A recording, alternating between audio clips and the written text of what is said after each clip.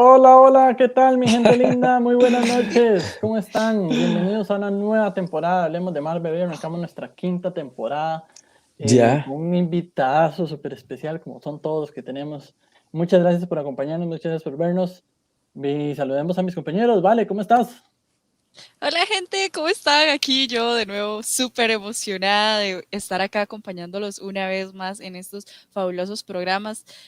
No puedo salir así como que mucho de vez en cuando, pero siempre aquí acompañándolos, a veces hasta leyendo los mismos comentarios que dejan, que es algo que la verdad me da demasiada risa y además uno aprende de todos ustedes, entonces más que acompañada me siento el día de hoy.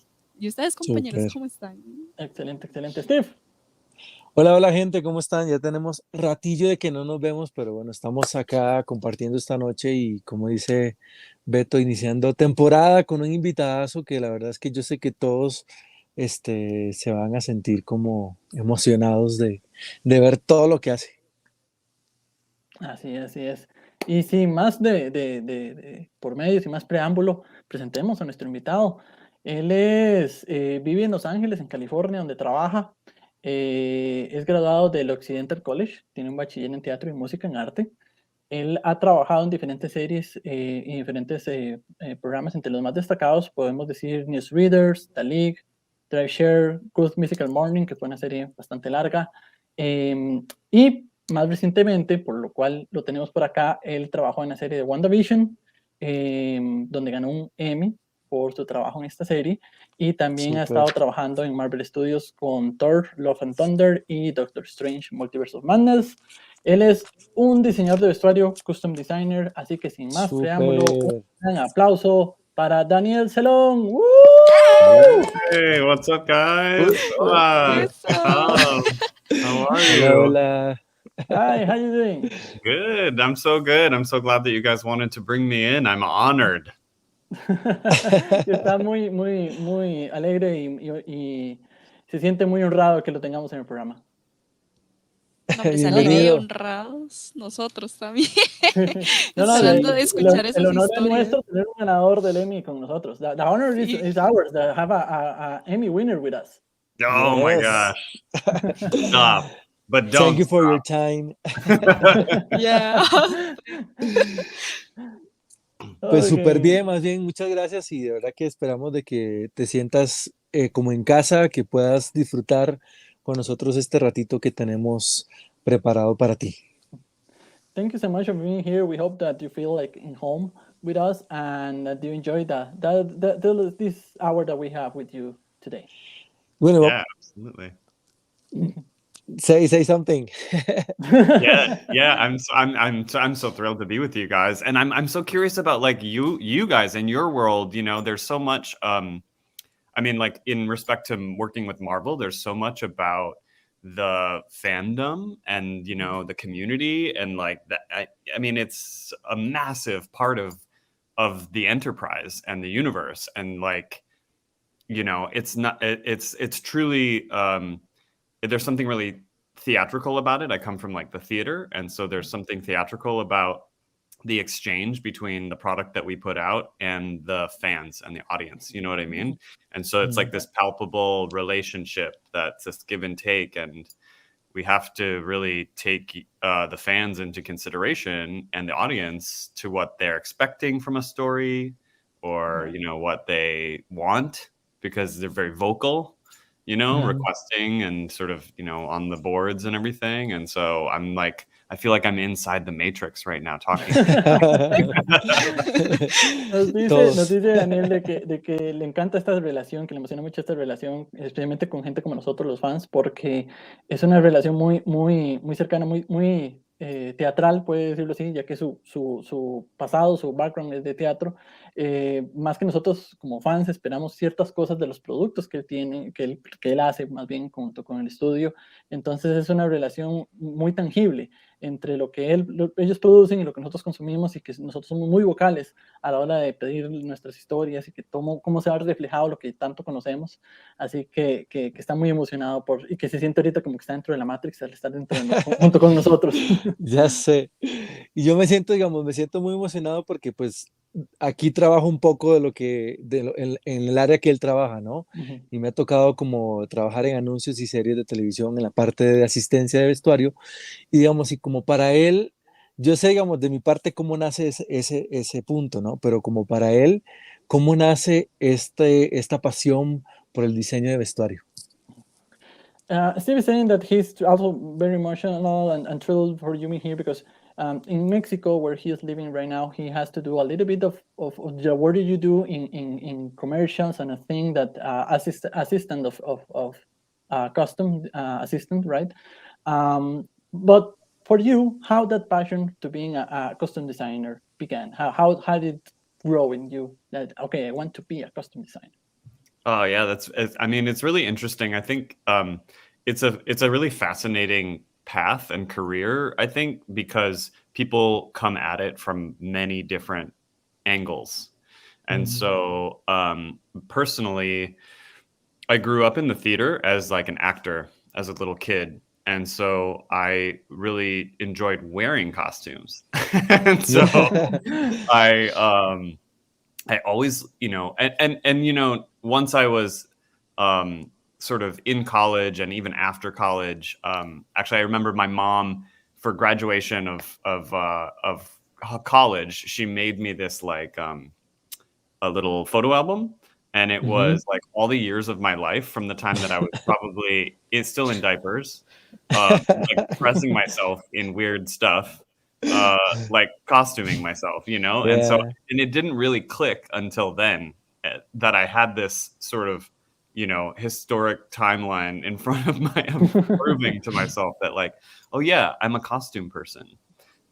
Because I grew, I went all the way through college, and my degree is actually in acting, and so it wasn't until the middle of college when I had like a work study assignment for my time in college, and I was like, oh well, I'll just work in the costume shop because I'm in the theater department all the time, and I just it was like I just kind of loved it. I liked making things with my hands, and I liked the sort of engineering of figuring out how flat shapes go together and make, clothes and how they work on the body. And I think for me, costuming is it's like the most fascinating way that you can that you get to experience people, because I love people and I like characters. And I think that to understand the psychological reasons and the emotional reasons, and then the story reasons when you're telling a story, the reasons why people wear what they wear is like, it's like eating a delicious meal for me. I could do it all day long. Él nos dice que desde pequeño siempre estuvo trabajando involucrado en la parte del teatro desde que era un niño, en la parte de usando trajes. De hecho, cuando se graduó de la universidad, cuenta que la mamá le regaló un álbum de fotos con todo, como con una foto de cada año y donde siempre salía con algún traje diferente. Entonces, desde ese momento se cuenta como, siempre estaba involucrado en la parte de vestuario, de diseño, de trajes, viendo toda esa línea del tiempo en el álbum de fotos que le regaló la mamá.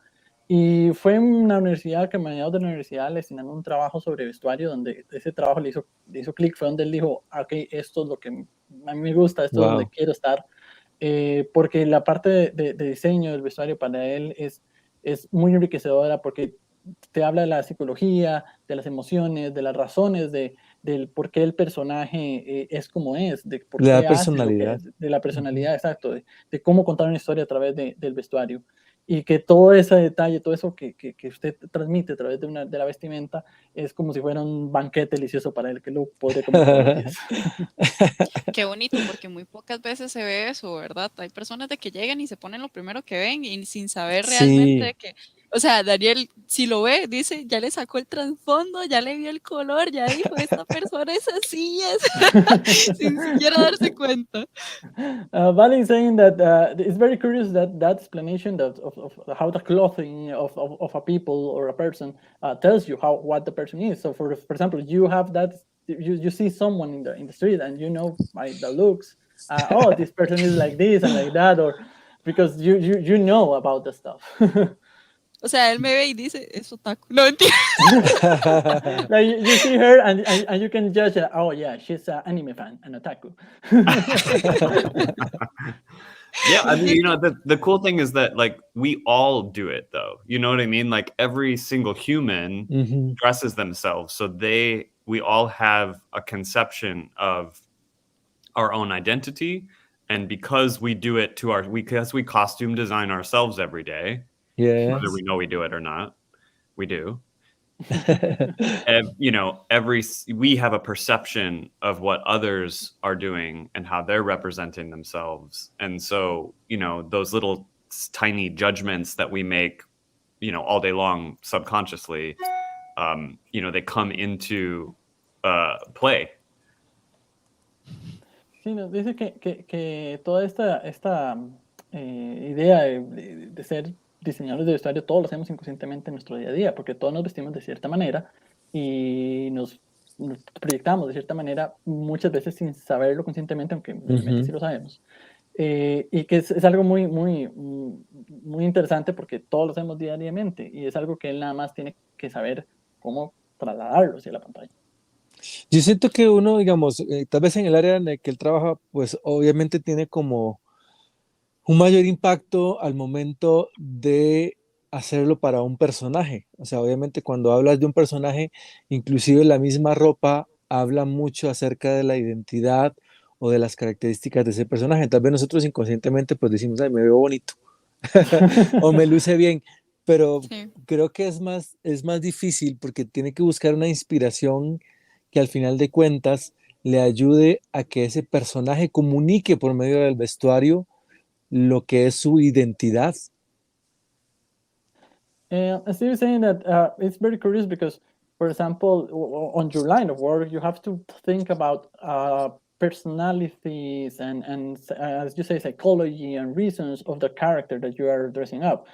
In our case, it's like, oh, this is just look pretty on me, right? This is looks good, right?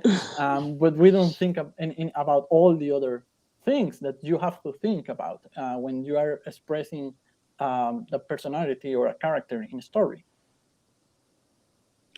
Yeah, and by the way, Alberto, your hoodie is very pretty. Thank you. When you said pretty on me, I immediately was like, yeah, it's a good hoodie. I'm gonna blush. Y uno aquí con la pregunta de que cómo era el proceso de diseño y si había muchos involucrados y lo resumió así como, tome. No. Vamos a verla. Vale is asking how is the process for you to design? We know there's a lot of people involved, but for you, how is that process? For the process of design? Yeah, of custom design. Yeah. So it's many layered, and film production is so labor intensive that there's many stages to it. But the thing that I kind of love about it, and I think about this a lot, is that no matter how long or drawn out the design process may be for a character, um, there's always an element of it that happens like instantaneously, if you know what I mean. Like when you're thinking about a character, you have these really instinctual reactions to something that you're reading, a script or a book or a movie or something. You have your reactions to it, and you kind of design it in your head or in your mind's eye instantly. And there's always, if not some of it, if not all of it, some of it lasts. If that was like your initial thought about that character, there's always like some part of that that's really true because it's instinctual, and then that gets carried like all the way to the very end and will end up in the real costume. So that's a very sort of haughty way, or like a highfalutin way of saying that I think that we make, like, you have to sort of trust your instinct and your intuition about a character, and then you have to take your those instincts and those thoughts and sort of force them through the filters of like time and historical period and Mhm. the environment of the movie, or just the physical environment of like, is it raining in the scene or is it cold where they live, and there's so many pieces that factor into the choice or the several choices that get made Mhm. for that character. Nos cuenta que algo muy interesante del proceso es que no importa cuán largo sea el proceso de diseñar un traje o cuán corto sea, siempre hay algo que queda grabado desde el primer momento que uno empieza un personaje, o cuando uno está leyendo un personaje o conociendo un personaje, uno siempre tiene una primera impresión o algo, una primera idea que se le forma en la cabeza. Y usualmente esa primera idea hay algo de verdad en ella que se mantiene hasta el final de todo el proceso, que hasta cuando ya el traje está terminado, hay parte de esa primera idea, esa primera impresión que queda ahí, que es parte como real de lo que el personaje es. Entonces es muy importante que la gente que está en este medio confíe mucho en su intuición, en su instinto principal, porque esa idea, lo primero que te viene a la mente es lo que eventualmente tienes que empujarlo a través de filtros como si es una película de época, si el ambiente que está pasando, si está lloviendo, si hace frío, la escena, si está nevando, y son un montón de piezas que se van armando juntas para llegar al producto final, pero usualmente ese producto final tiene esa semillita que vino de la idea inicial. Wow. Demasiado Qué bueno. impresionante, porque uno podría pensar de que es algo sumamente fácil, ¿no? Y que te puedes dejar guiar por lo que sientes y ya, pero tiene como todo un trasfondo, ¿no? O sea, tiene todo un estudio como dice él, ¿no? O sea, la parte de que dónde está ubicado, una línea del tiempo en la cual está ubicada, Ujú. qué elementos externos te afectan, ¿no? Y bueno, y sabemos que toda esta parte de lo que él ha trabajado, ¿no? De su currículum, habla mucho de eso que él ha trabajado, ¿no? Y podemos ver a través de todo su trabajo, toda esa experiencia y todo ese background que tiene. Pero también nos gustaría saber cómo en esta parte, cómo fue para él recibir esa llamada de Marvel, ¿no? De decir, estás en el equipo y tienes que trabajar en esto y esto y esto y esto. ¿Cómo fue para él eso? Steve is saying that it's very amazing for us that we don't know the whole details and small details of your work. That we maybe sometimes we think, oh, that's very easy to do, but it's not that easy because you have to think about all those factors that you told us: time, weather, environment, the scene, the story, everything. And we saw that in all your background, right, and all your works. We saw that you were very experienced in that matter, and you already had a very good curriculums before getting to Marvel Studios. But how was that call when you pick up the phone and Marvel Studios saying, "Hey, Daniel, we want you to here to do this, and this." How was this feeling for you? It's kind of amazing actually, because um I think like as an artist, like you always kind of feel like you're not quite there yet. Right. Which is like not probably what you want to hear. But if you're an artist and you're listening, I'm sure that you know what I mean. But I think so. The way that my entrance into Marvel Studios is kind of a fun story, because I was I used I've done a lot of stuff as a costume designer, but they weren't always like big projects, or and it wasn't never with big budgets. I did a lot of comedy and things like that, and so I wasn't always working consistently. So I would be working a couple months here and a couple months there, but I would have like breaks in between, and so oh yeah, there's WandaVision. It's amazing. How nice. I'm just like, oh, cool. Or we do that, like, you know, always like. I know. Yeah, you know, it's funny. I've only seen it once. It's so silly. I need to Oh, rewatch really? it. I Es have una seen obra it de twice. arte. I have seen it twice. Yeah. I must confess. Nice. 3 veces. I've been meaning to rewatch it and just kind of go back through. But yeah, I was working. So I was working I had an in between time, and times were lean. I needed money, and I was working in the hat shop building hats, custom hats for different TV shows and movies and stuff like that. Because I used to work as a maker building costumes, and I had a call from several different friends saying, "Hey, you've got to meet this designer, Mayas Rubeo. She needs an assistant designer for this new project." And so I was like, "Oh, yes, please, absolutely." You know, like I had never been an assistant designer before. I'd always just been the designer on smaller projects.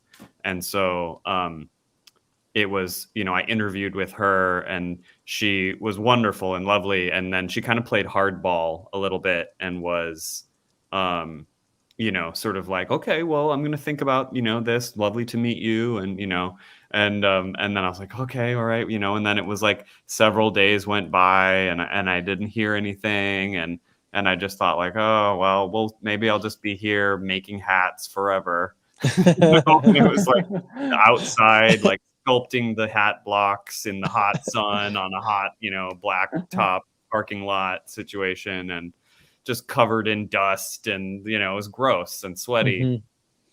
And then she called and was like, yeah, let's do it. Do you want to work together? We're going to make something crazy and fun and we're going to go to Atlanta and film it. And, you know, it'll be an adventure. And I was like, absolutely. And, you know, it was just sort of the beginning of a beautiful relationship with Mayas Rubeo, but also, you know, working for Marvel and this sort of like being shot out of a cannon or something, you know, in the into a whole other world where there's just a lot more moving parts and pieces and a lot more money behind it and, you know, high stakes. Amazing story, really. Nos dice que es muy vacilón la historia porque él como artista él tiene esa sensación como de que no está todavía donde quiere estar, en ese lugar donde quiere estar y que cualquier artista que está escuchando esto puede identificarse con eso de todavía no me siento que estoy ahí todavía. Y fue una historia divertida porque antes de WandaVision él no había hecho ninguna producción tan grande, ¿verdad? Había trabajado en varias producciones, pero pequeñas, de presupuesto pequeño. Y entre trabajos, y él estaba necesitando dinero, se estaba dedicando nada más a hacer sombreros para una compañía de televisión que dice, hacer sombreros todo el día, sombreros para arriba, sombreros para abajo. Cuando los amigos le dijeron, mire, llame a esta diseñadora de vestuario que ella necesita un asistente, que es Maya Rubio, la diseñadora de WandaVision. Y le dijo, llámela, viera que nada pierde, ¿verdad? Y bueno, dijo, bueno, vamos a llamarla, le llama y va a la entrevista. Y ella le dice, ok, sí, no, muy bien su trabajo, excelente, ahí nosotros le avisamos, ¿verdad? Y el tiempo pasó y él no hubo llamada de regreso y él dijo, bueno, voy a quedarme haciendo sombreros todo para aquí hasta el fin de los tiempos, ¿verdad? Y cuando de repente Maya lo llama y le dice, mira, te quiero en mi equipo, vamos para Atlanta, vamos a grabar para Marvel. Y él dice, claro, por supuesto, vámonos. Porque son producciones que además en Marvel eran producciones que están metiendo mucho más dinero, con mucho más riesgos a correr, donde ya el canon, como vemos en WandaVision, es como un poco, se rompe un poco.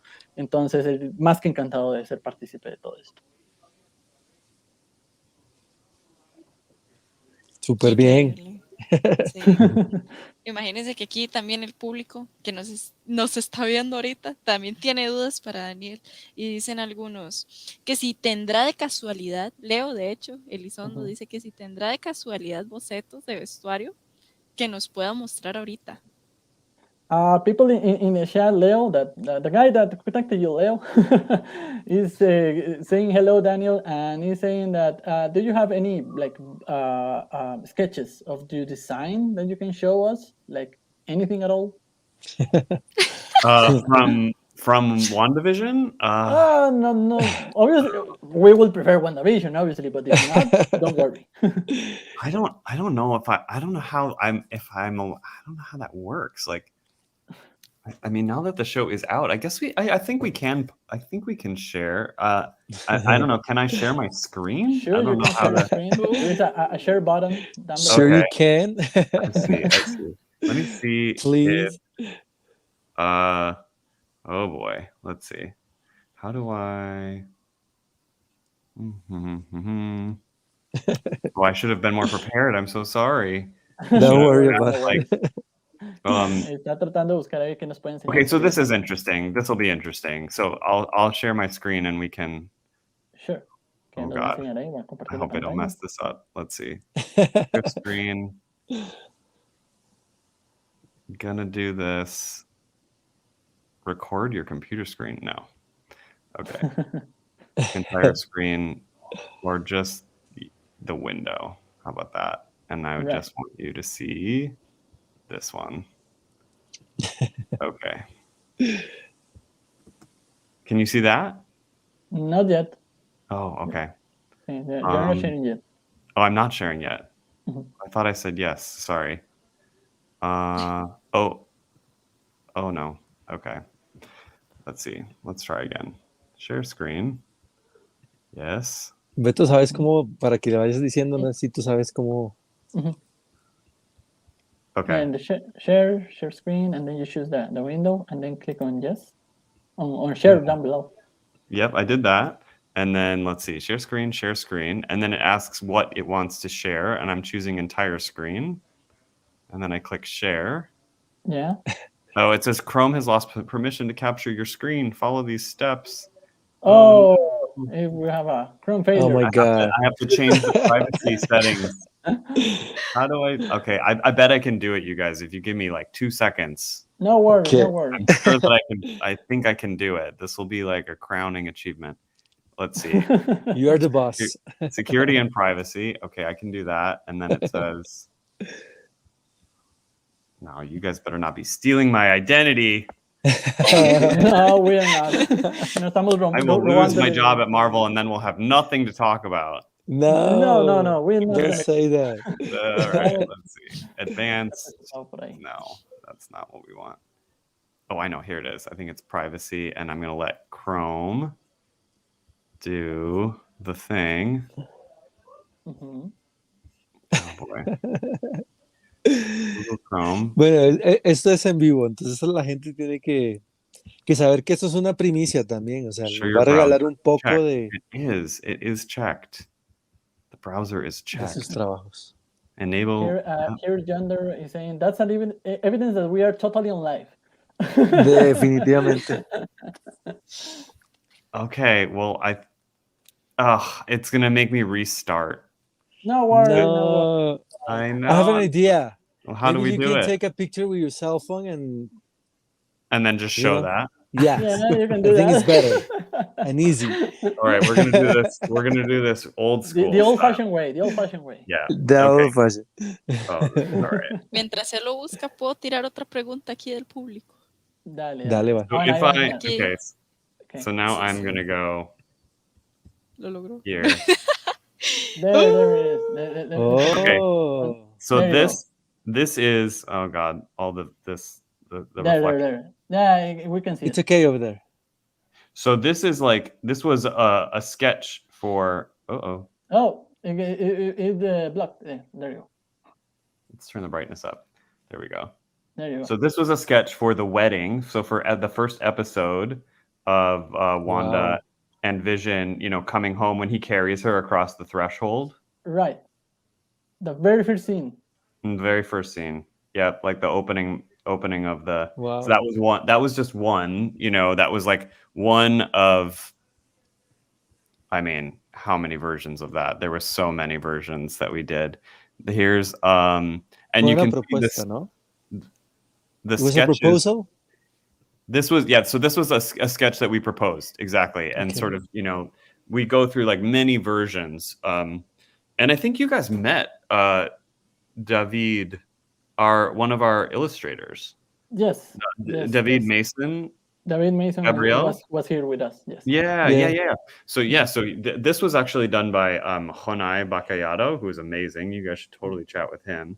He is in Spain, but like here's another one that's like that was for the 60s episode, which I mean, of course, like the aspect ratio is super weird here because I'm holding a cell phone up to a camera, but No worry, no. Amazing. But you know, so the sketches even were in grayscale because we were presenting that it would be in black and white until the third episode when it blooms into color, which was really interesting to because I'd never done that before. So that was here's a fun one. O sea, tuvieron que diseñar todo a color y pasarlo a escala de grises para hacer No, las al propuestas. revés. Lo que está diciendo es que bueno, esos primeros sketches que estábamos viendo eran de los primeros episodios que eran en blanco y negro y que después tuvieron que pasar como al tercer episodio a color, que es lo que estamos viendo ahorita, y que es algo divertido porque nunca había tenido que hacer eso, de pasar de un blanco y negro a color. No, por eso me imagino que las propuestas primero las entregaban en blanco y negro. O sea, obviamente les daban color y todo y lo pasaban a blanco y negro para ver cómo se veía, ¿no? Steve is asking that if when you are making those sketches in black and white, were you thinking about them on color and then you have to put it on grayscale, or was originally in grayscale and then on color? Yeah, so Jonai Bacallado did these sketches, and he did them in grayscale because we knew that it would be. So we were, designing because you're looking at the values, right, of black and white and all the values in between, and so we had to know that we liked it in black and white and then create it. And what we did actually because a lot of, you're not always like building every single item. Some of the items are rented, or we'll like find an item that's the period appropriate and then we'll recreate it with vintage fabrics or new fabrics to look vintage. We would shop with our phone and you use the filter that makes it to mono so that you're like looking at the world through black and white. Right. Nos cuenta que originalmente los sketches siempre fueron implementados en blanco y negro. La artista conceptual los hizo todo en blanco y negro, y entonces ellos tenían que después con esos sketches ver cómo iban a hacer la tela, ¿verdad? Que si iban a usar tela antigua o tela moderna, para saber cómo llegarle a ese punto, y que usaban los celulares, que los celulares entonces veían a través del celular la tela y le ponían el filtro de negro para ver, cómo se veía. Esto se va a ver acá. Entonces así era como decidían el tipo de tela que tenían que utilizar. Oh, here's a fun one. This is Wanda. One thing when we were trying to figure out how to make her the different stages of the pregnancy. Los diferentes trajes de Wanda cuando estuvo embarazada, de cómo iba a verse diferente dependiendo del estado de embarazo. Oh, qué bueno. That's amazing. Trying to figure out, like so that she would go from, normal to like a little bit pregnant to a lot of pregnant, and how to show that with a garment. And so like using a garment that was like, a classic style from the 1970s that would then sort of highlight or put the focus on the belly and the revealing of the pregnant belly, Right. Que la idea de ese traje era como un traje de los 70s que acentuara el vientre, ¿verdad? De Wanda, que cuando fuera creciendo, el foco del traje fuera cómo uno iba centrándose en cómo el vientre iba creciendo, que tenía que ser un traje de época de los 70s, pero que tuviera ese detalle. Wow. Amazing. De verdad. Está demasiado chido. Y antes de continuar, antes de continuar, tenemos que hacer una pausita pequeña para nuestros patrocinadores, ¿verdad? Entonces ya casi volvemos. We have to do a short stop for our sponsors, and we will be back in 20 seconds, something like that. Thank you.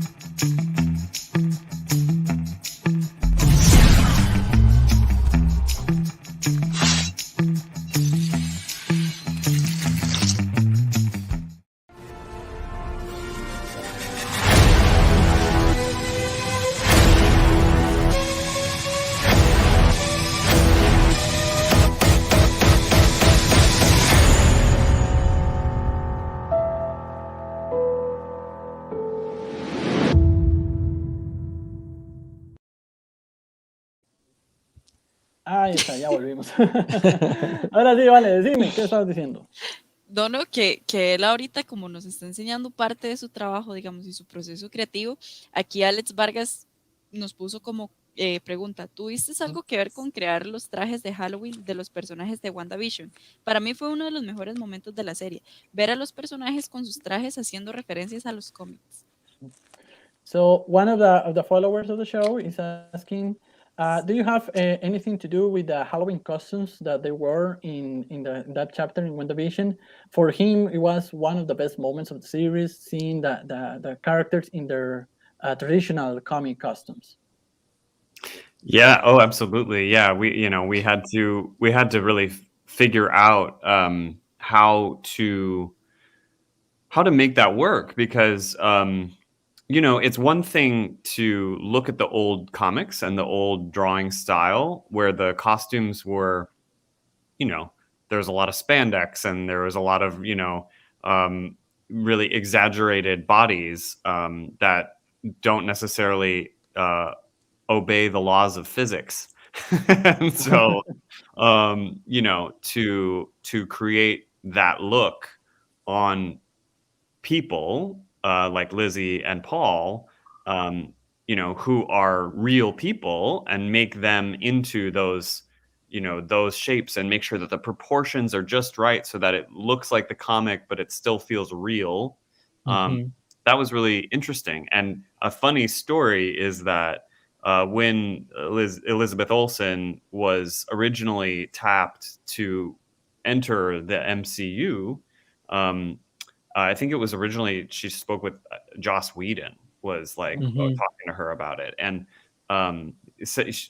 assured her that she would never have to wear spandex and the bodysuit. And she's like, okay, cool, that's great. And she didn't until we did that. And it's funny how satisfying it was to see both of them in those classic silhouettes. And yeah, I mean, we had everything to do with that. And there was one period where we were trying to create her classic, the classic Scarlet Witch crown, and the guy who was helping us make it, it was like the paint didn't set properly, and so he ended up staying up for like 20 hours in a row trying to get it so that we could have it for the next day to shoot. And it was kind of down to the wire, but I was really happy with the way that turned out. And it's interesting because, that's a shape that it appears quite differently in a lot of the comics if you look back through all the years that she's been drawn. And we kind of had a lot of, it was up to us to figure out how to make it real. Which was really interesting. There wasn't a lot. They weren't saying like, it's got to be this, it's got to be that. It was like, they were like, I don't know, you guys figure it out. So, and we did. I feel like we nailed it. And I loved making Paul's costume so chafa, like just so like silly and fun and playful. Nos cuenta que sí, que claro, que él tuvo que ver con todo lo de los trajes de Halloween de ellos, que fue una experiencia increíble porque fue muy, muy complicado trasladar esos trajes de los personajes de los cómics a la vida real, dado que son tan diferentes entre unos y entre otros. Pero fue muy, muy divertido para ellos y muy, muy emocionante poder llegarle y darle en el clavo, ¿verdad? Lo que la gente estaba esperando, lo que la gente quería. Claro. Es que ese capítulo en especial fue muy entretenido. Que una historia muy divertida con Elizabeth Olsen fue que cuando ella entraba al MCU, habló con Josh Whedon para entrar en Avengers Age of Ultron, y le hizo prometer Josh a Liz de que nunca iba a usar spandex, nunca, hasta que le hicieron usar spandex en WandaVision. Entonces, que fue un sentimiento muy satisfactorio para ellos haber logrado trasladar el personaje de los cómics en esos trajes. Por ejemplo, la diadema o la corona de Wanda fue muy complicada de hacer porque, por ejemplo, la persona que la diseñó tenía que la pintura como que no pegaba en la diadema, entonces tenía que pintarla como durante 20 horas, estarla así como cuidándola y pintándola para poder filmar al día siguiente. Y que No, la forma de la M es muy diferente en los diferentes cómics, ¿verdad? No es siempre la misma. sí, Entonces, no era como que, ok, tiene que ser de esta forma, porque así son los cómics, sino es como, vean a ver ustedes qué hacen, deciden cómo la quieren hacer. Entonces, fue a decisión de ellos, ok, va a ser así, va a verse así, y que para ellos fue muy satisfactorio, ¿verdad? Que sienten que lograron darle el clavo con esto y que ama que el traje de Paul, de Vision, el original, se vea tan chafa, se vea tan barato, tan pobre, que le encanta que sea así, tan hecho leña, por decirlo así, que es algo que le divirtió mucho. Se súper ve hecho bien. leña, pero sabemos el platal que hay ahí. It looks chafa, but we know that it's not so not chafa, right? It's very expensive. Yes. Yeah. Yeah. No, y Ah, aparte qué emoción para todos los fans, ¿no? Como ver esa parte donde se ve al personaje el atuendo original, ¿no? De cada personaje. Y es que, bueno, también, y es por eso mismo que amamos todos WandaVision, ¿no? O sea, por todo lo que representó a nivel de elaboración, o sea, y siento que, bueno, eso le da a él el honor de recibir ese Emmy. No sé qué sintió él al momento de escuchar su nombre y saber que estaba en el pico de su carrera cuando recibió este premio tan grande por ese excelente trabajo que desde el capítulo 1 nos encerró a todos. So, talking about all these details in WandaVision, and that's very much the reason that we love the series, because all these different set pieces and costumes from time to time to time, from each chapter different, right? And proof of that we love WandaVision is that Emmy that you won, right? How do you feel when they called your name? Like you were like, Where is it? yes, You want to see it? you were saying before that you were feeling that you are not quite there, but then you won the Emmy and now you are there, right? So how is that feeling? Oh, thank you. That you guys are so kind. Thank you. It feels amazing, really. Yeah, it's wild. I think it's interesting because in my field and in film production in general, but we you work so hard. It's like there's so much work that goes into it, more than the audience will ever know, and more than they ever need to know. But there's just a lot of hours and a lot of thought and planning and experimentation, and failures and successes go into what ends up in the final show. And sometimes we work like 16 hours a day, 6 days a week, Oh my making God. it happen. Yeah. It's Mhm. like no joke. It's not for the faint of heart. And so, you just you do that no matter what you're doing.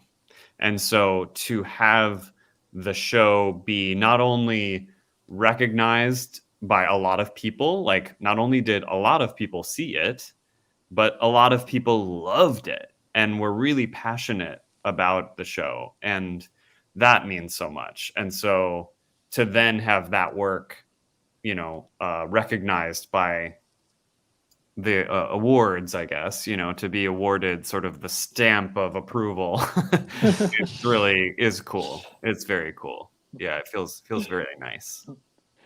Nos dice primero que somos muy amables nosotros con él, que aprecia mucho las palabras que le estamos diciendo de apoyo sobre la serie, que es muy divertido porque la gente, el público en general, tal vez no conoce tanto y no necesita saber tanto cuánto trabajo lleva hacer una serie o una película, o todo el trabajo que lleva detrás de cámaras, ¿verdad? Son horas de Meses. pensamiento, de planeamiento, de experimentación, de fracasos, de éxitos, etcétera. Que, por ejemplo, ellos a veces trabajan 16 horas al día durante 8 días a la semana para poder salir con el trabajo. Y no es una queja, es algo que usted usualmente hace en su trabajo. Digamos, si su trabajo se lo demanda, usted La da la talla pasión. exacto, la vocación, usted da la talla en su trabajo. Y llegar a ese punto en que en realidad que los fans fueran tan vocales en cuanto a que no solo les gustó la serie, sino que amaron la serie y que de verdad disfrutaron todo lo que ellos trabajaron, en lo que ellos trabajaron. Y no solo eso, sino que viene la temporada de premios y que ganas el premio, es como ya el sello de calidad, el sello Claro. ok, de verdad sí le gustó. La de verdad cereza sí en les el gustó. pastel es literal. Exacto, la cereza del pastel. Sí. Que es algo muy gratificante para él, después de tanto esfuerzo y de tanto sacrificio que le puso a su trabajo, que es increíble para él haber logrado eso. Okay, I'll show you my Emmy. I Yeah. mean, so stop asking me, and I'll go get it. Okay, I'll go get it. Okay. Y nosotros Dice así que como... está bien, les voy a enseñar el Emmy. No me están preguntando, pero voy a traerlo, se los voy a enseñar, dice. Y nosotros es como... Y nosotros de como... Míralo. Look. And the winner is... I don't know the word, but it's like muy gordito. Muy pesado. Heavy. It's muy pesada. Heavy, Yeah, see, muy it's pesado. so heavy. That means Ya me it's imagino real. la reacción. Can we remake the night, and can we call you like and the winner is... Yeah, And the nominates are from the... You know, there's an interesting story there that nobody Voy a knows. presumir un rato más, dígale. Okay, tell us about it. Hay una historia interesante. So the story of the night of the Emmys is that, you know, there's sort of like insider knowledge is that at an award show, if you get if your assigned seat is somewhere near the aisle of the theater, it means that you're probably they've planned for you to be able to get to the stage quickly. Oh. So when you walk in and you see where your seat is, you're like, oh, why? Maybe we're going to win. Why But I'm this here? was interesting because we were all at tables. It was like round tables. And so we were right next to the stage. And so we were like, oh, okay, maybe. But they do it. They call all of the categories one at a time. So they do like all of the editing, and then all of the directing, and then all of the visual effects, all of the costumes. So it got to costumes, and Mayas and I are there, you know, really nervous and, you know, kind of like trying to compose ourselves. She was like putting her makeup, you know, her lipstick back on, and I'm like really like putting chapstick on. Yeah, exactly. Like, and making sure, you know, where's the camera? Where's the camera? And they did all of the costume categories, and then they moved on to editing, and we were like, they just didn't call the category that we were nominated for. And so we were like, you know, you didn't want to like cause a big scene or say something, you know, there's nothing you can do. So you kind of just like sit there and wait, just kind of like, and smile and wait. Yeah, what's happening? Like, what is going on? And so we realized that I think that they made a mistake. Not mad at you, Emmys. Not mad at you, Television Academy. I'm just saying it like it is. I think you made a mistake that night. And they went on with the rest of the show. And so we were like, I don't know. I gotta pee. I'm like over this. If we didn't win, just let me go home. And so then they said at the end, and last but not least, the very last category, they totally forgot. They just tacked it on. No, we waited the whole like 2.5 hours, just like, you know, and then we were the last thing. So, you know, my speech was the very last thing of the night. Oh my God. Oh. Let me see if we can do justice to translate that story. I'm sorry. Not for long, but because you were so funny.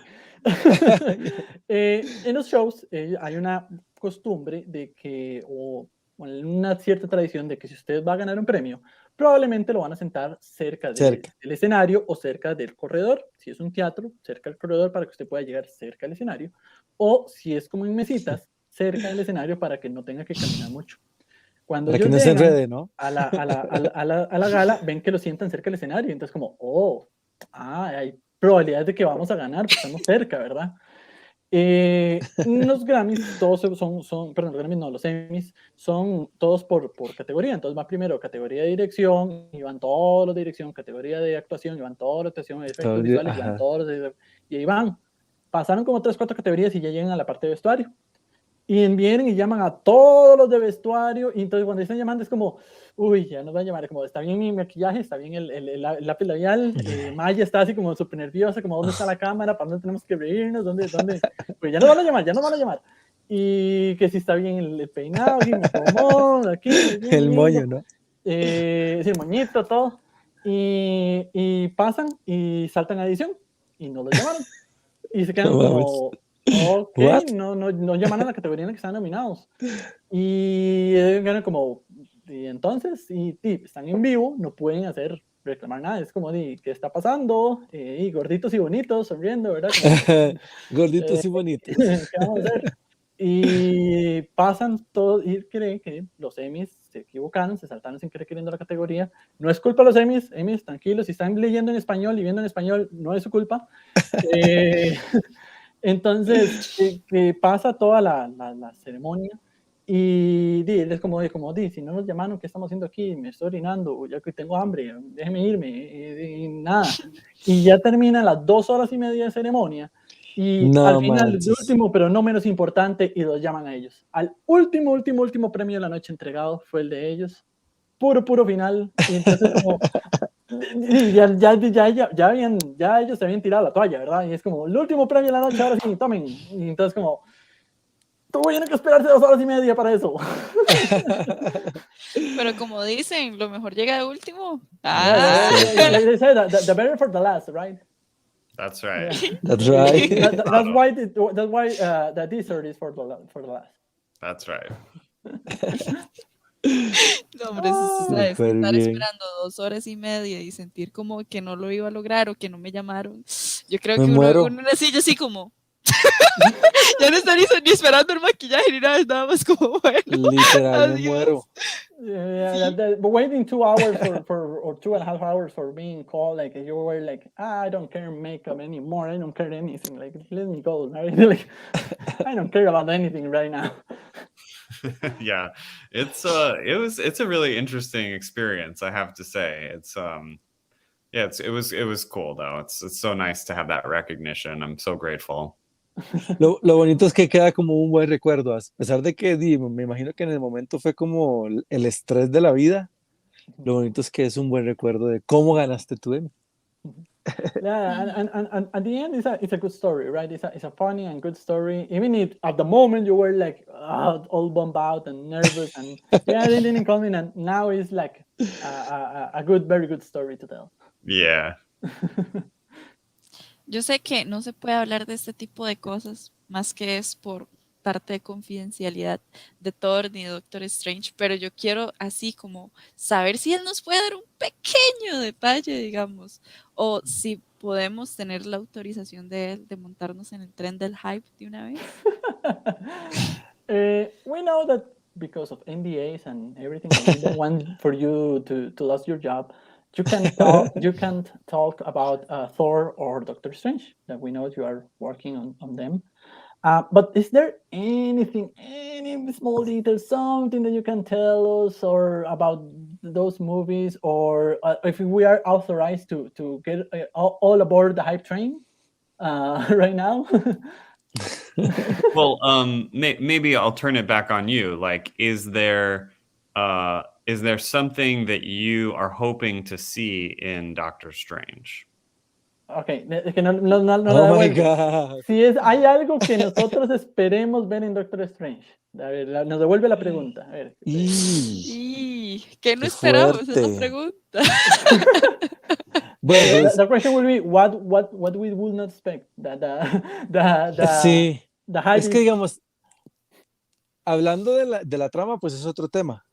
Pero digamos, me imagino que en la parte de su área de trabajo, pues sí tiene que haber o sea, porque creo que los personajes ya han evolucionado, ¿no? Creo que ya los personajes han tenido una evolución increíble dentro del universo. Entonces, no sé, yo pienso que sí a lo mejor hay algunos cambios en cuanto a sus trajes, ¿no? Ujú. Tal vez algo más, como más, que los llegue a maximizar un poco más, siento. O el favorito, que él diga así como que disfrutó en ese proceso de creación. ¿Nos Um, acercamos o no? Steve is saying that well, we know that about the plot and the script. Obviously, you're not allowed to talk about that, and we're not going to touch that. But in your area of designing, well, the for example, Doctor Strange now is a more experienced guy, a more knowledgeable guy, so that should reflect in his costume, right? So we wanna see, maybe we're gonna see a more maximized or experience or more powerful Doctor Strange just by the looks of him. And given this multiverse, maybe a lot of Doctor Strange, different Doctor Strange. I don't know. Are you talking to Um, me? yeah. Oh, who me? Was that question for me?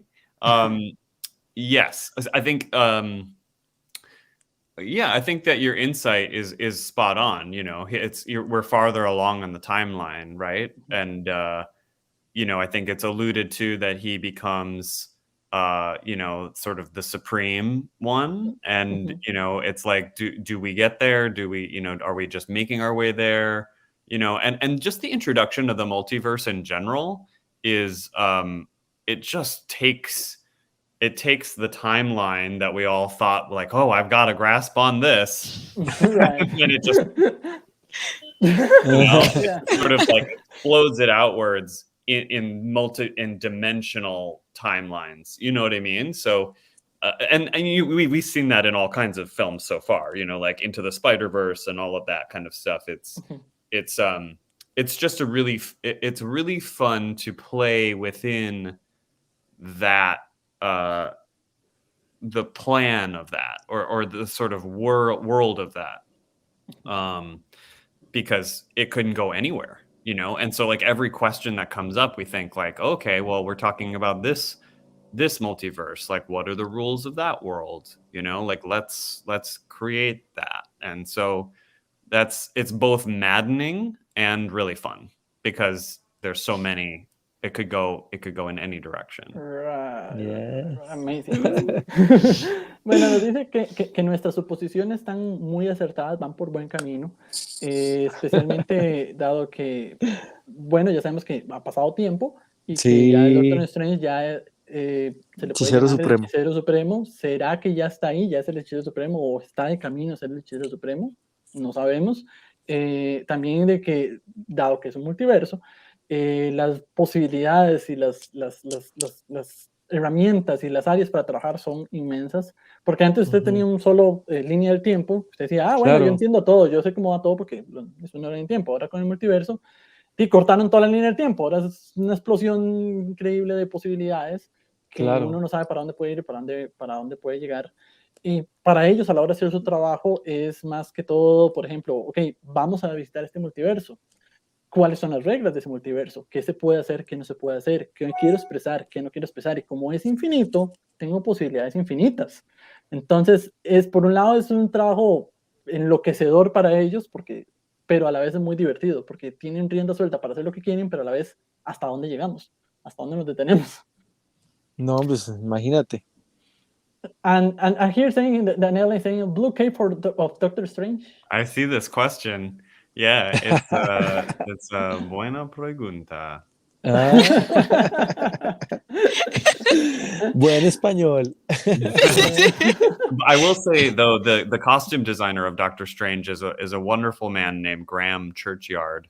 Look him up because he's wonderful. And his costumes are so beautiful, like so detailed and so real, and just like, you know, they're the kind of costumes that like you can really, they look great on camera, but you can really appreciate them when they're like, when you're right up close to them, because there's so many details and so many layers. And you know, it really, I think it has this sort of like reverberation quality throughout the films, you know, throughout his storyline. You know, there's like sort of an echoing, and it's captured well in the fabrics and the materials. And I've been really blessed and so grateful to help him finish this movie for the photography that's happening in LA.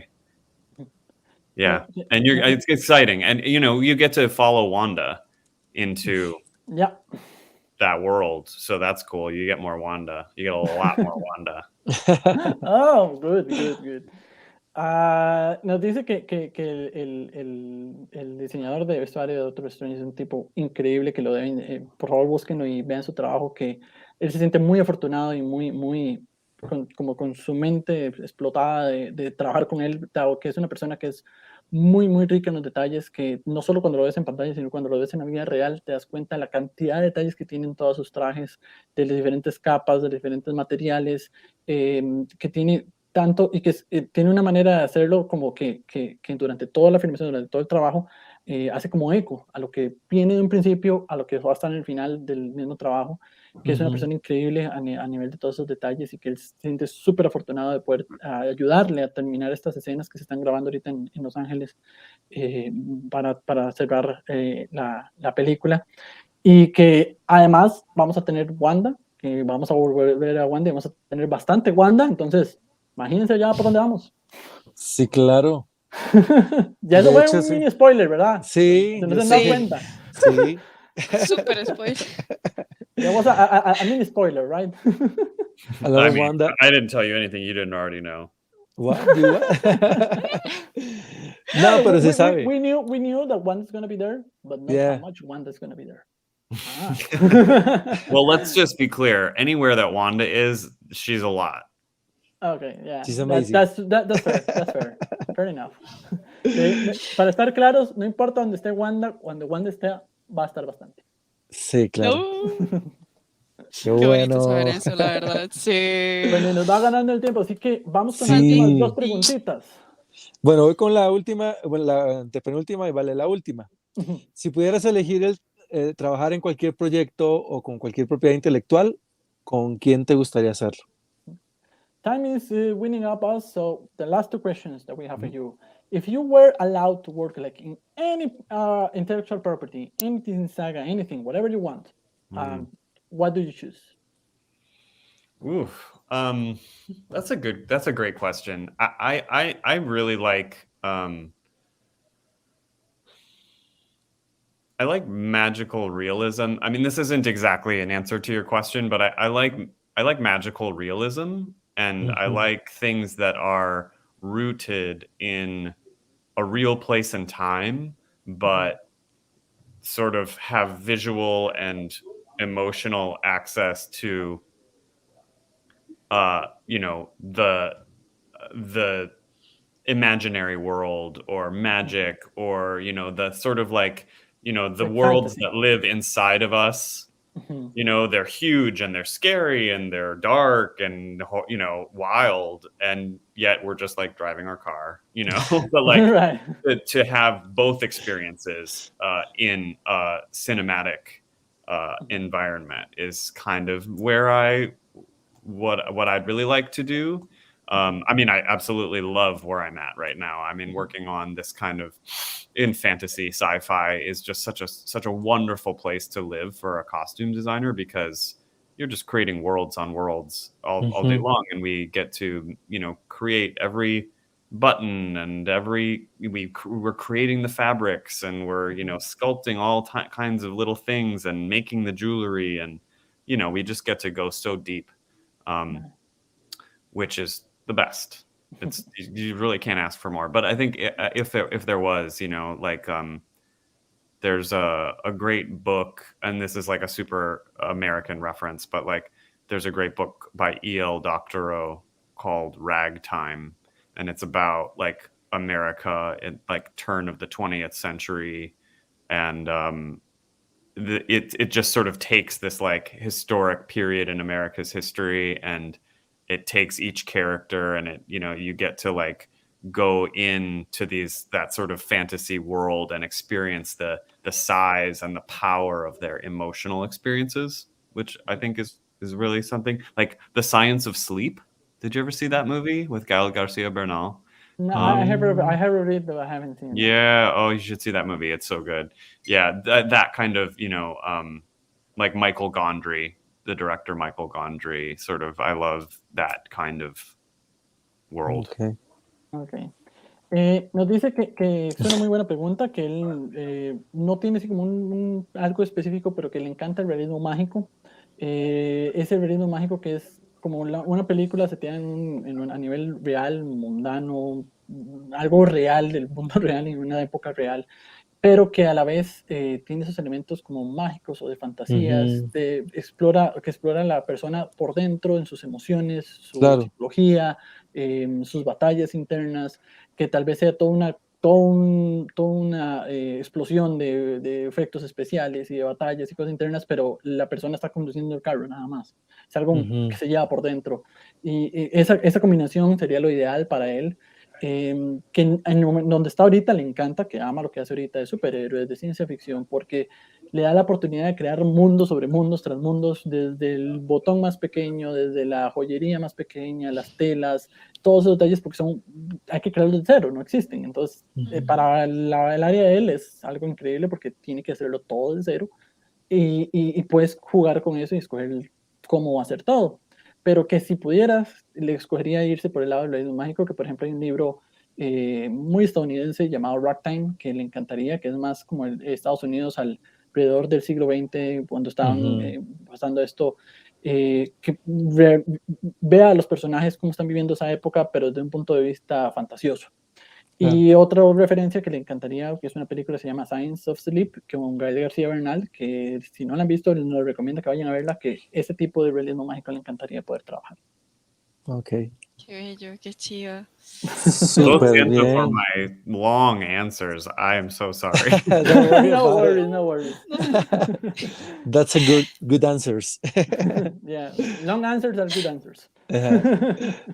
Más bien, chicos, Eh, ya para ir cerrando. ujú. Lástima de que, porque el tiempo se nos ha ido súper Sí, rápido. O sea, yo lo sentí que iba así como todo lento, pero yo para mí son quisiera cinco. saber. Ah, perdón. Son como 5 minutos lo que hemos pasado ahorita, nada más. I Sí, wish no, we yo had lo more siento time. igual. Yeah, we will hope to have more time with you, but I know you're a busy guy, right? We Yo could quiero go all preguntar. night. I'm good. Let's, I'm just like throw them at me. Ok, All ok. right, well, we can go a little because we're recruiting like 2 or 3 questions. Maybe we can do it. Great. Yeah, let's do it. Ok, dice que él puede seguir un poco más. Entonces, hagamos las dos, tres Va, preguntitas que nos hacían falta. va que va. Ay, sí. Bueno, ya que me dijeron eso, nada que ver. Y sabemos que uno de los trabajos, digamos, que él más se enorgullece es John César. Entonces, yo quisiera saber, digamos, la ópera producida por la Mónica de Los Ángeles, ¿verdad? ¿Nos puede contar cómo fue esa experiencia y qué es lo que él se enorgulleció, digamos, en todo el proceso?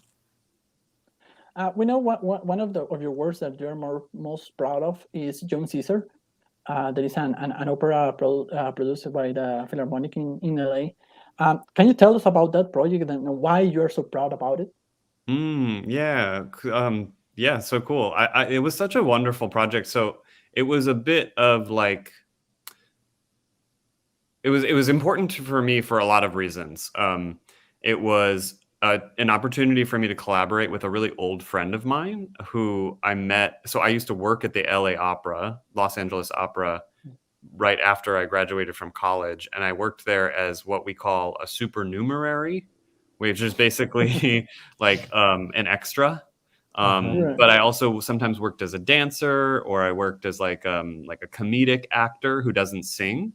And so I had a lot of experience there, and I met this guy, and he has this wonderful opera company in Los Angeles, and he asked me to do the costumes for and the puppets for this opera. And I've always loved puppets.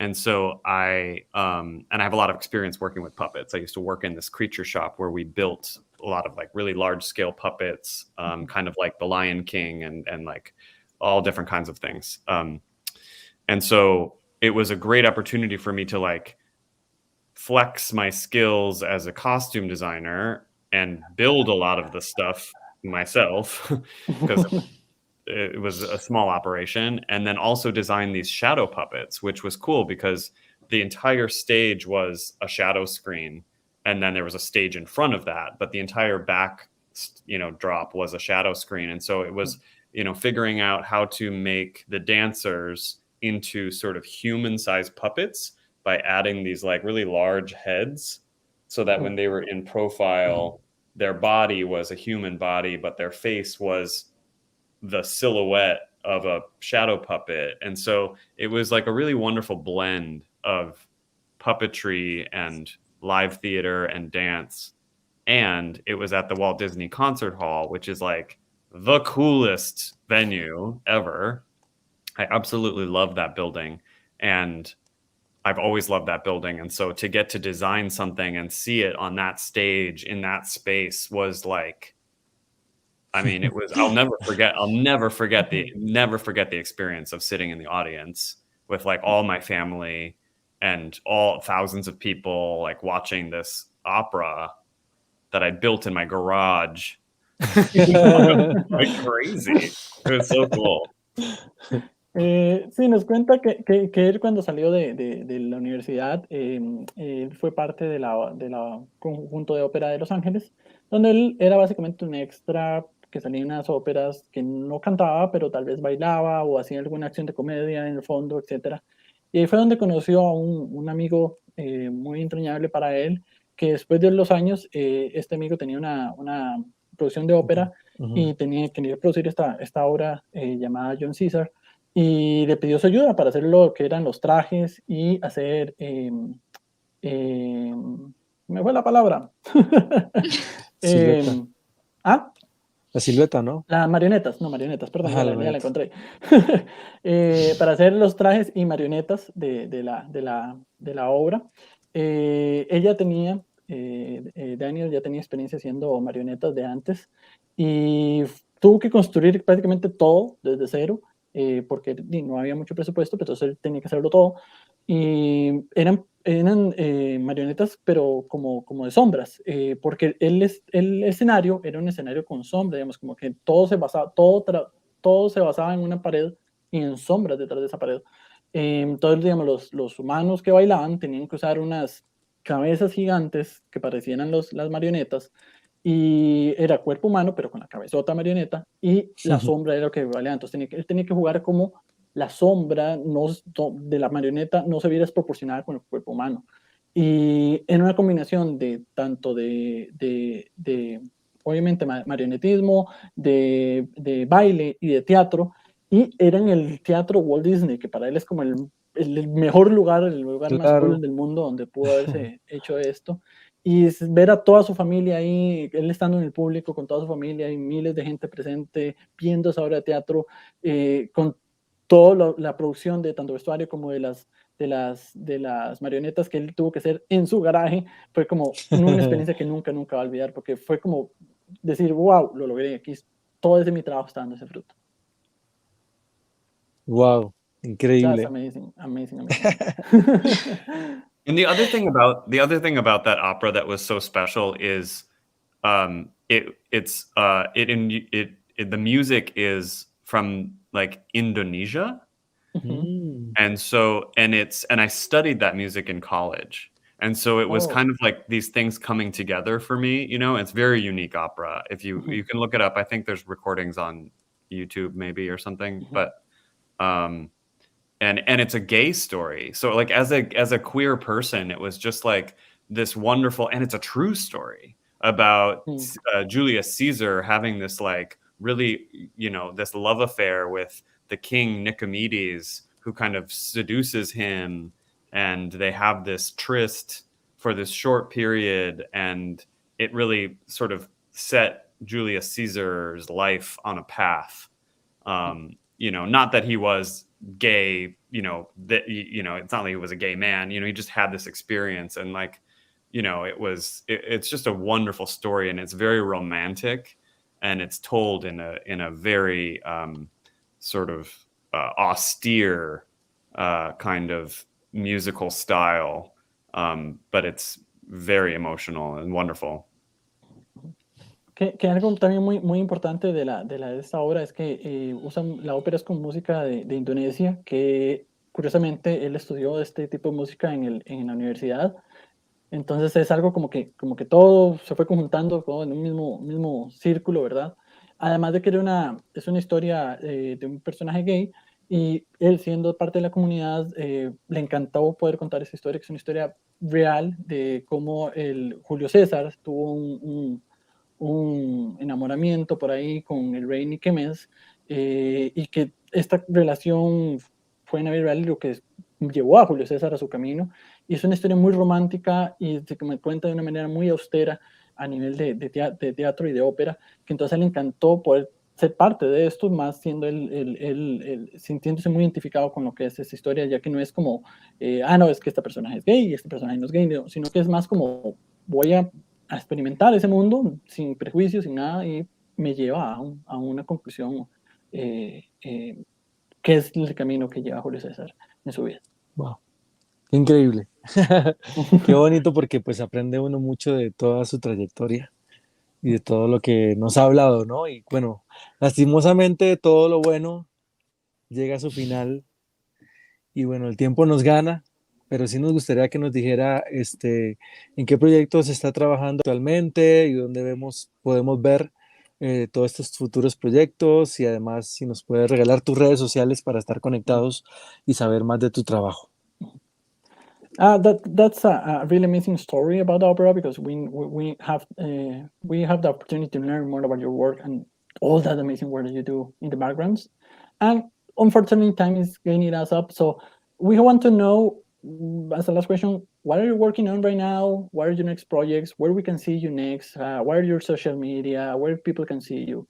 So we can be in touch with you. Yeah. So I am still we're still shooting. We're finishing up Doctor Strange and Thor. There's just little bits to catch. So with really big movies like this, it's sort of this like you film the principal photography and then later when they figure out, oh, we need this scene or we need a little bit more of this or we want to change the dialogue here, we shoot more and more and more. So Okay. Never ends. Still finishing those movies. But my next project will be with Maes Rubeo, and we are going to do another superhero movie about a Latin American superhero, the Blue Beetle. Oh, amazing. Which is actually for DC. DC Comics, yeah. Mm-hmm. Oh, that's amazing. Nos dice que ahorita está, bueno, trabajando todavía en Thor y Doctor Strange porque las producciones tan grandes, el más pequeño cambio, digamos, como, ay, mira, podemos cambiar esta línea de diálogo, es como 2 días, 3 días de filmación, entonces como, tiene que estar ahí constantemente cambiando esto y que su próximo trabajo va a ser con Maya Rubio, con quien trabajó en WandaVision, pero en el próximo héroe latinoamericano, que es Blue Beetle, de la casa de DC Comics. Entonces ahí lo vamos a estar viendo. Super. Amazing. And if you want to connect, you can try to hunt me down on Instagram, although I'll tell you, like, I don't like Instagram. Que si quieren estar en contacto un poquito con él ahí para ver cómo están las cosas, pueden buscarlo en Instagram, pero admite que no le gusta Instagram mucho. All right. So, tenemos 2 tradiciones para irnos, para las despedidas. Una es tomarnos una foto y otra es que hables en español. We have 2 traditions with our guests before we go out. One is to take a picture of everyone here, like a screenshot, right? Make a post. Everything. Right? So I'm going to count to 3 and take that picture. Let me see. Let me put this guy here, right? No, not here. Right here. Okay. Okay, I'm going to count to 1, 2, 3. There we go. Let's see if I got it. I think I don't got it. No. Let's see. I think I got it. Let me see. Otra vez, again. Let me see if I got it. Where's my mouse? Here's my mouse. La puedo tomar con el teléfono, ¿eh? I'm sorry. One last time. It was probably me. I was probably blinking. No. 3, 2, 1. There you go. Now I got it. Thank you. Thank you. And the And the last last one one. is we always ask people to talk a little bit about Spanish. Especially in Costa Rica, we have a slang that is pura vida. It translates pure life. That everything is awesome, everything is great. Like you're meeting someone, you say, "Hi, I am pura vida," like I am fine, or "Goodbye, pura vida," like see you, or "That's pura vida," that's nice, that's good. So we ask you to say to the people in the show, "Pura vida, Costa Rica." Oh, sí. Pura vida, Costa Rica. Hey! I want to come to Costa Rica, you guys. How do we make that happen? I've always wanted to go there. Yeah, you're Please welcome. come, please come. Yeah. Solo just tell us. Yeah, And you're gonna just let us be know, and we can arrange something with you. I want to go to the Cloud Forest and the Sloth Sanctuary. Sure, que quiere ir al bosque lluvioso y a ver a los perezosos. In fact, you can be like in the cloud forest with slots, and then in the beach like in 2 hours trip. Like Sí. they're like Do it. just there. You Ya have where hacemos el stay. tour. Don't worry about it. You have a home over here in Costa Rica. Awesome. It's so great to hang out with you guys. I'm so glad to be a part of the conversation. Thanks for having me. Que está muy alegre de estar con nosotros, de ser parte de la conversación, que muchas gracias por haberlo invitado. Bueno, pues hagamos las despedidas, empecemos con las damas. Vale. No, hombre, es de verdad, Daniel, más bien muchísimas gracias por estar aquí con nosotros y tener la oportunidad de ver un poco más allá, digamos, de lo que vemos en pantalla. Para mí siempre es un honor saber de todo lo que se puede llegar a hacer y ir cumpliendo los sueños de uno de a pocos, porque como dice usted, uno como artista siempre va buscando ese más y el qué va a pasar. Y al mismo tiempo agradecerles a todos los que estuvieron ahí comentando y apoyándonos en el live, compartiéndolo, y además de que siempre es un placer estar aquí con ustedes, compañeros. Gracias, Vale. Vale is saying that thank you so much. This has been an honor for having you here. That seeing that you are proof that the dreams comes true, right? And that as an artist, because she's an artist as well, you always has that little thing inside you, like push more, give it a little bit more, a little bit more, a little bit more. So it's really an inspiration to having you here. Oh, so pleased. Yeah. Always keep going, keep going, keep going. Gracias, Daniel, por tu tiempo, porque de verdad que aprovechamos y apreciamos cada momento que personas como tú, con tanta experiencia y con todo esto que tienes en tus manos, el talento, ¿no? Gracias por prestarnos de tu tiempo y de verdad que estoy muy agradecido también por eso. As I was saying that, thank you a lot for your time, for giving us this space to talking with you, seeing that you are such a great artist. So thank you. Just thank you for your time here. Oh yeah, and best of luck with the vestuario you're doing. Que la mejor de las suertes con tu trabajo, Steve. Gracias. It's not easy, but no, it's not. Ya no. De mi parte, de verdad, muchísimas gracias por acompañarnos. Me quito el sombrero, es un honor estar contigo y haber podido traducir todas esas historias increíbles, especialmente los Emmy, me hizo demasiada gracia. Entonces, de verdad, muchísimas gracias por permitirnos este espacio contigo. From my part, thank you so much. I'm really humble to be allowed to be your translator today. I take my hat off for all the amazing stories that you share with us, especially the Emmy one. It was really funny. Yes. For me. And so thank you really for having this space with us. Yes, thank you. Gracias. Muchísimo gracias. Gracias for your translation. So good. Incredible. You're welcome. Sí, gracias por tu español. Muy buen español, por cierto. Very good Spanish, by the way. So thank you so much, Daniel. See you soon. Take care, you guys. Take care. Bye. Good night. Thank you. Y nosotros nos queda, antes de irnos, solo presentar a nuestro próximo invitado. Porque ya empezamos la temporada, entonces vamos a enseñarles a quién tenemos por acá para la próxima semana. Y es que no paramos con estos invitadazos. Vean, ahí está. Martes 9 de noviembre, 8 horas Costa Rica, 7 horas Los Ángeles. Tenemos a Angelo Libuti. Él es Wow. director, trabajador de animación, ha trabajado en El Rey León, Spider-Man 2, estuvo trabajando en, ¿cuál era la otra que ahora estaba viendo? Pero bueno, una cantidad de películas de alta gama que nos va a estar acompañando. Él ha sido director, ha trabajado de escritor, ha trabajado en animación, ha hecho de todo este muchacho. Entonces aquí nos va a estar acompañando la próxima semana Angelo Libuti desde Los Ángeles. Y de hecho él ya estuvo en Costa Rica en 2012, cuando se acuerdan cuando tuvimos a Tom Bancroft y que yo saqué la foto con él, que era un gigantesco, el director Ajá. de Mulan, bueno, el hermano del director de Mulan, él estuvo ahí en ese mismo evento con nosotros en Costa Rica, así que va a ser bonito recordar esos tiempos. Súper bien, invitados para que se queden con nosotros para la próxima semana. Así es, entonces nos vamos, sin más por el momento.